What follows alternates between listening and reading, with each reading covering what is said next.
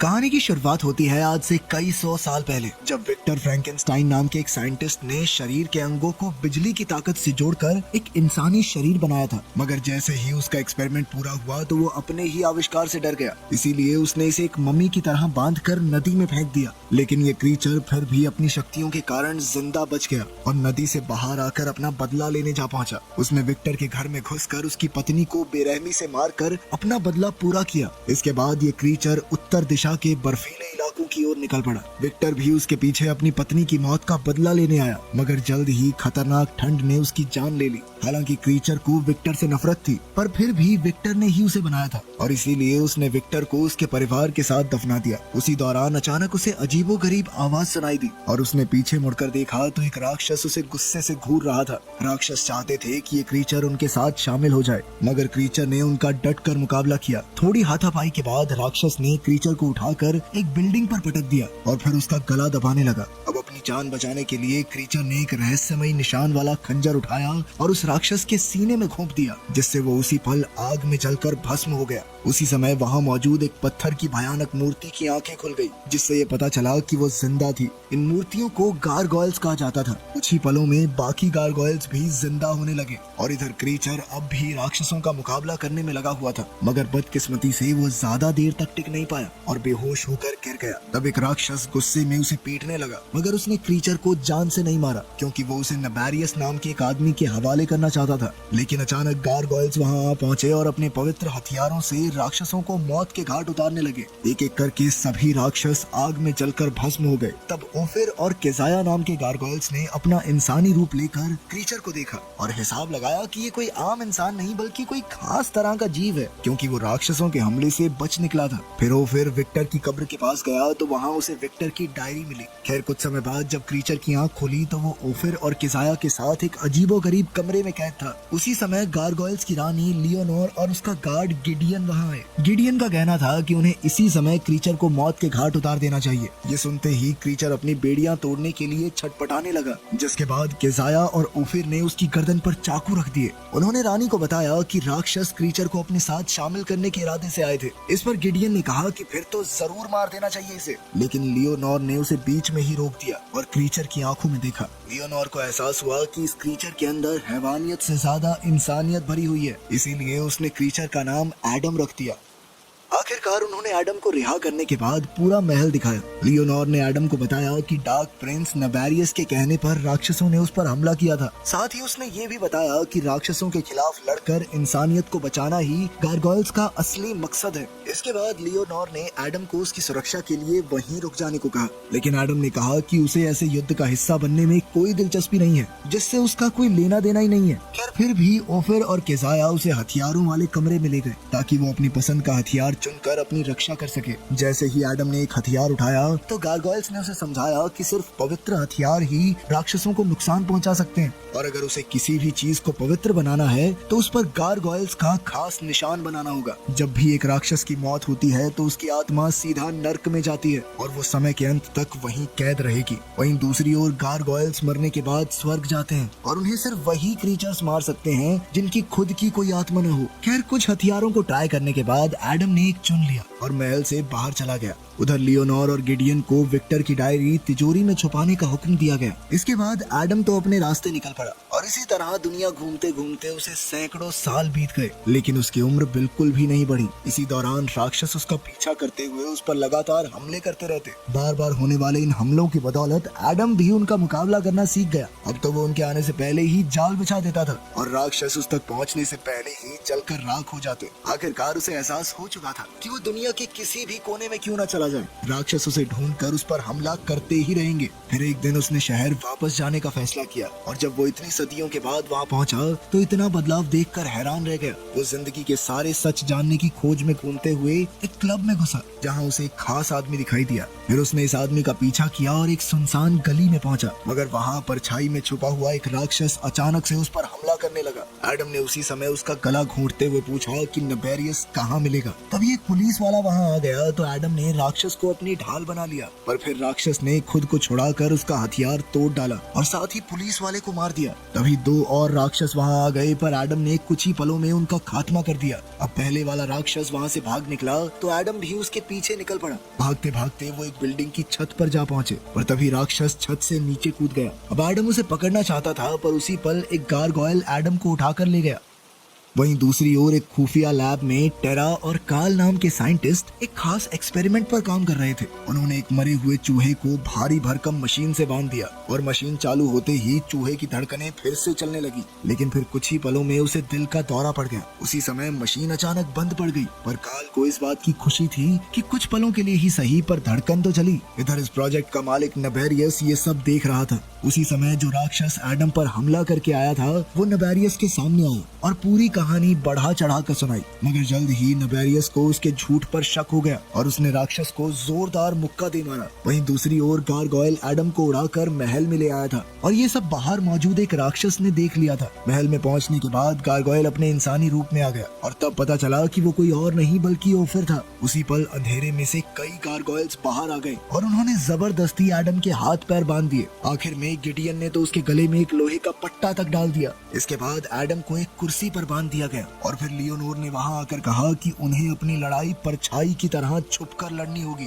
तब गिडियन ने कहा कि एडम की लापरवाही की वजह से पुलिस वाले की जान चली गई। इसके बाद लियोनोर और गिडियन ने मिलकर फैसला किया कि एडम को कैद में रखना ही ठीक होगा। इस पर एडम गुस्से से भर गया और उसने लियोनोर से कहा कि तुम भी कोई नबेरियस से कम नहीं हो। ये सुनते ही लियोनोर का चेहरा गुस्से से पत्थर की मूर्ति जैसा हो गया। वहीं दूसरी ओर नबेरियस ने राक्षसों को एडम को जिंदा पकड़कर लाने का हुक्म दिया और एडम को पकड़ने के लिए राक्षसों का एक झुंड गुस्से में सड़कों पर निकल पड़ा। उधर गारगोयल्स ने महल की छत से उन्हें आते हुए देखा तो उन्होंने राक्षसों पर हमला बोल दिया और आसमान में घमासान युद्ध छिड़ गया। गारगोयल्स एक एक करके सभी राक्षसों को आग में भस्म कर रहे थे, पर ये भी राक्षसों की एक चाल ही थी। असल में जुरील नाम का एक राक्षस अपनी फौज के साथ ऊंची बिल्डिंग्स की छत पर छिपा हुआ था और जल्द ही वो सब एक साथ महल की ओर कूद पड़े। अब वो गारगोयल्स पर भारी पड़कर उन्हें मौत के घाट उतारने लगे। तब गारगोयल्स की आत्मा नीली रोशनी बनकर स्वर्ग में जाने लगी। ये देखकर गिडियन ने किजाया और ओफिर को एडम की सुरक्षा के लिए भेजा। फिर उसने अपने 3 हथियारों को जोड़कर एक शक्तिशाली हथियार बनाया और महल में घुसने वाले राक्षसों का सामना करने के लिए निकल गया। अचानक सैकड़ों राक्षसों का झुंड एक साथ महल में घुसकर भयंकर हमला करने लगा,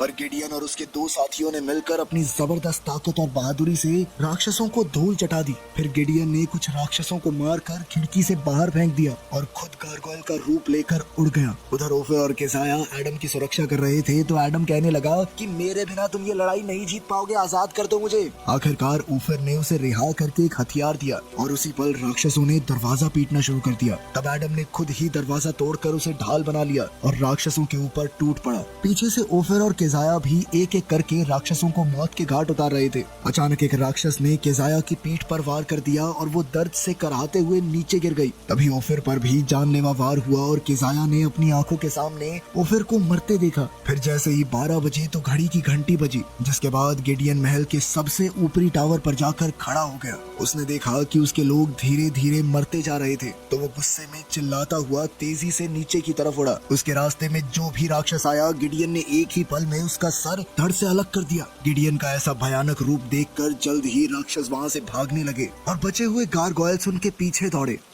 उधर महल में एडम ने किजाया के जख्मों पर मरहम लगाने की कोशिश की, पर किजाया ने कहा कि उसे मदद की जरूरत नहीं। असल में किजाया और ओफिर एक दूसरे को चाहते थे, लेकिन गारगोयल्स के कानून की वजह से वो कभी एक ना हो सके। मगर अब वो दोनों स्वर्ग में मिलेंगे और हमेशा के लिए एक हो जाएंगे। उसी पल किजाया की आत्मा नीली रोशनी के रूप में स्वर्ग में जा पहुंची। इसके बाद एडम को एक राक्षस मिल गया तो उसने उससे सारी जानकारी निकालने की कोशिश की। उधर लियोनोर ने अपने गार्ड्स को हुक्म दिया कि बाकी गारगोयल्स की मदद करें। तभी अचानक एक राक्षस खिड़की तोड़कर अंदर आ घुसा और लियोनोर पर हमला करके उसे अगवा कर लिया। इधर एडम को पता चला कि ये सारी लड़ाई असल में एक चाल थी, क्योंकि राक्षसों का असली मकसद तो गिडियन और उसके गार्ड्स को महल से दूर ले जाना था ताकि वो लियोनोर को अगवा कर सके। कुछ देर बाद कुछ गारगोयल्स एक राक्षस को पकड़कर एडम के सामने लाए तो एडम ने उसे बुरी तरह पीटकर लियोनोर का पता बताने को कहा। पहले तो वो राक्षस एक शब्द बोलने को राजी नहीं था, पर फिर एडम ने उसे पवित्र अमृत में फेंकने की धमकी दी, जिससे राक्षस के चेहरे से धुआं निकलने लगा। आखिरकार उस राक्षस ने खुलासा किया कि जुरील लियोनोर की जान के बदले एडम को अपने साथ शामिल करना चाहता है। ये सुनकर एडम ने उस राक्षस को पवित्र अमृत में डुबोकर मार डाला और महल से बाहर निकल गया। कुछ देर बाद गिडियन वापस लौटा तो उसे सारी कहानी पता चली, तो वो सीधा तिजोरी की ओर चल पड़ा। बाकी गारगोयल्स ने उसे सावधान किया कि तिजोरी से सामान निकालना कानून के खिलाफ है, मगर गिडियन ने किसी की नहीं सुनी और अंदर जाकर विक्टर की डायरी निकाली और कानून तोड़ने के लिए भगवान से माफी मांगी। कुछ समय बाद गिडियन उसी बिल्डिंग में जा पहुंचा जहां जुरील ने लियोनोर को कैद किया था। जल्द ही एडम भी वहां पहुंचा, पर वो किसी के सामने नहीं आया। कुछ ही पलों में वहां कई राक्षस इकट्ठा हो गए और तब गिडियन ने लियोनोर की आजादी के बदले में राक्षसों को विक्टर की डायरी देने का ऑफर दिया। हालांकि लियोनोर ने उसे ऐसा करने से मना किया, मगर फिर भी गिडियन ने उसे जुरील के पैरों में रख दिया। जैसे ही जुरील डायरी उठाने के लिए झुका तो उसी पल गिडियन लियोनोर को उठाकर तेजी से उड़ गया। उसी समय एडम अंधेरे से बाहर आया ताकि वो राक्षसों का मुकाबला कर सके, लेकिन जुरील डायरी लेकर वहां से भाग निकला और एडम राक्षसों को खत्म करने लगा। उसने कुछ ही पलों में सभी राक्षसों को मौत के घाट उतार दिया और फिर जुरील का पीछा करने लगा।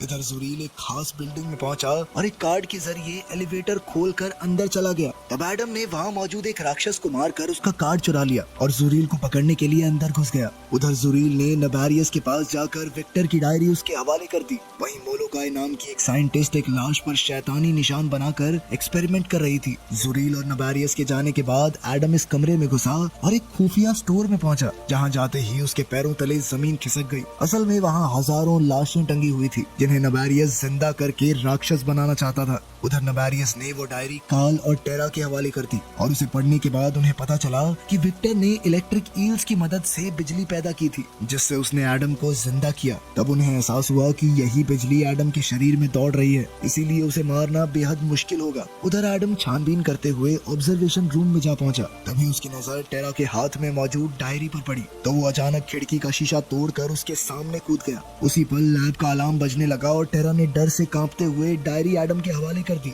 उसी समय गार्ड्स भी लैब में आ पहुंचे तो एडम ने अपने कदम पीछे हटाए, लेकिन उसी समय नबारियस ने बीच में आकर गार्ड्स को रोक दिया और खुद एडम की ओर बढ़ा। वो चाहता था कि एडम गार्गोयल्स का साथ छोड़कर उसके साथ मिल जाए ताकि वो दोनों गहरी सच्चाइयों का पता लगा सकें। जैसे ही नबारियस ने एडम को छूने की कोशिश की तो एडम ने उसका हाथ पकड़ लिया, जिससे नबारियस की आंखों का रंग एक पल के लिए बदल गया। उसी समय जुरील अपने बॉस को बचाने आया तो अचानक एडम खिड़की से कूदकर वहां से भाग निकला, जिसके बाद वो एक टनल की छत को तोड़कर सीधा ट्रेन पर जा गिरा। आखिरकार उस पर पलटता हुआ वो दरवाजे तक पहुंच गया और फिर एक डिब्बे में जा बैठा। फिर उसने विक्टर की डायरी पढ़नी शुरू की, मगर जब उसने विक्टर के एक्सपेरिमेंट को लेकर सारी बातें पढ़ी और अपने चेहरे की तस्वीर देखी तो उसे काफी घबराहट हुई और उसने अचानक डायरी बंद कर दी। वहीं दूसरी ओर नबेरियस ने टेरा को घर जाकर आराम करने को कहा। असल में वो जानता था कि एडम डायरी में लिखी बातें समझने के लिए टेरा के पास जरूर जाएगा और यही बात सच भी साबित हुई। जल्द ही हम देखते हैं कि एडम शहर में टेरा का पीछा कर रहा था।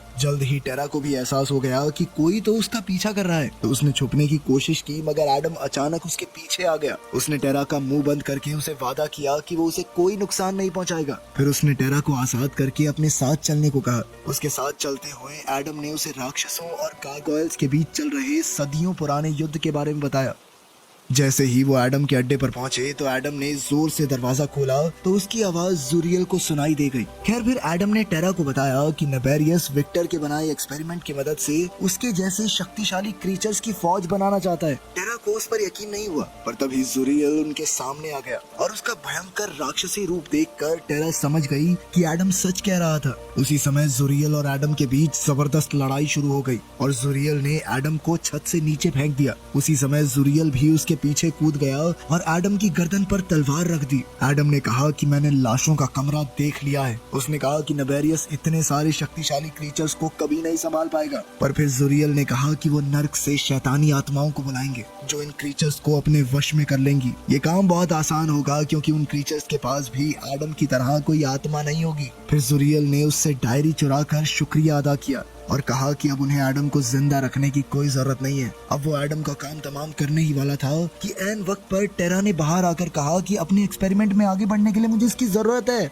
जैसे ही जुरियल का ध्यान भटका तो एडम ने चुपके से अपना चाकू निकालकर उस पर वार कर दिया, जिससे वो वहीं जलकर राख हो गया। उसकी आग की लपटें डायरी तक पहुंचने ही वाली थी, पर तभी टेरा ने उसे जुरियल के हाथ से छीन लिया। इसके बाद एडम और टेरा दोनों उसके खुफिया अड्डे पर पहुंचे, जहाँ टेरा ने एडम के जख्मों पर मरहम लगाई। और कहा कि तुम इंसान हो और इंसान ही रहोगे। तुम्हें राक्षस सिर्फ तुम्हारे अंदर की हैवानियत बना सकती है, कोई और नहीं। खैर फिर एडम सो गया और टेरा विक्टर की डायरी पढ़ने लगी। बाद में जब एडम की आंख खुली तो टेरा ने कहा कि उसने पूरी डायरी पढ़ ली है। अब वो जानती है कि क्रीचर्स को जिंदा कैसे किया जा सकता है। विक्टर का सपना था कि वो एडम के एक साथी को पैदा करे और अब टेरा उसका सपना पूरा करना चाहती थी। उसी समय कार्ल ने टेरा को फोन किया और उन्होंने शाम को मिलने का फैसला किया। मगर बदकिस्मती से नबेरियस के गार्ड्स ने कार्ल की सारी बातें सुन ली। खैर इधर टेरा कार्ल से मिलने निकल गई, पर जाने से पहले उसने एडम से कहा कि वो उसका पीछा न करे। तब एडम ने उसे सुरक्षा के लिए अपना चाकू दे दिया। आखिरकार जब टेरा कार्ल से मिली तो पता चला कि कार्ल ने नबेरियस के दबाव में आकर उसे मिलने बुलाया था। तब टेरा ने उस चाकू से अपना बचाव करने की कोशिश की, मगर गार्ड ने तुरंत उसकी कलाई मरोड़कर चाकू फेंक दिया। दूसरी ओर एडम गारगोयल्स के महल में पहुंचा, जहां गारगोयल्स ने उसे पकड़कर लियोनोर के सामने पेश किया। एडम ने लियोनोर के सामने नबेरियस का पूरा मकसद बताया। एडम ने कहा कि टेरा की जान खतरे में है और उसे उसकी रक्षा के लिए जाना होगा। तब लियोनोर ने एडम और टेरा का साथ देने का वादा किया और फिर एडम टेरा को ढूंढने निकल पड़ा। मगर उसके जाते ही लियोनोर ने गिडियन को एडम का पीछा करने को कहा। उसने गिडियन को एडम से डायरी चुरा कर उसकी जान लेने का हुक्म दिया। जब एडम एक गली से गुजर रहा था तो अचानक उसे एक अजीबोगरीब आवाज सुनाई दी। उसने एक बिल्डिंग में घुसकर कुल्हाड़ी उठाई और आगे बढ़ गया। आखिरकार जब वो अपने अड्डे पर पहुंचा तो उसे डायरी जमीन पर पड़ी मिली, लेकिन उसे टेरा कहीं नजर नहीं आई। तभी अचानक उसे शीशे में किसी की परछाई दिखाई दी।